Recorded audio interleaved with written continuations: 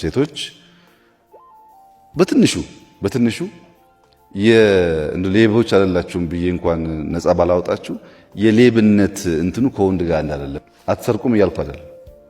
የሚሰርቅ ሰው ደግሞ ሀገር ሊገነባ አይችልም። ሌባ እኮ ከለመደበት ከዚህ ቢሰርቆ ከዚህ ይሰርቃል። ምንም የስልጣን ጉዳይ አይደለም።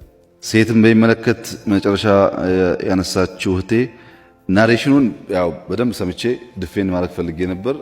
አርቲኩሌት ስላላደረግሽ ክስሽ ምን እንደሆነ አልገባኝም። ግን ሴት በሚመለከት ምንም ብዥታ የለብኝም። እኔ አንቺ እንዳልሽው አስቤ አላቅም። እናት ናት እህት ናት ብዬ አላቅም።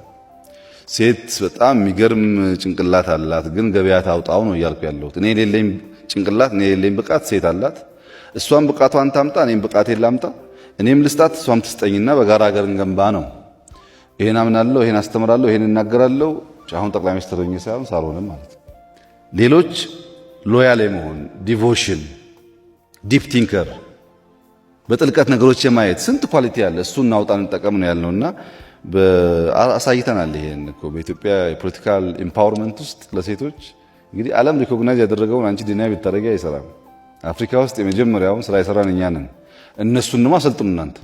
ሲቪል ሶሳይቲ አንዱ እነሱን ካፓሲቲ ኢንሃንስ ማድረግ የማድረግ አቅማቸውን ኢንቴንሽን አይደለም፣ ፍላጎት አለ፣ ህግ አለ። የማድረግ አቅም ደግሞ ኦቨርናይት አይፈጠርም። እሱን ማስተማር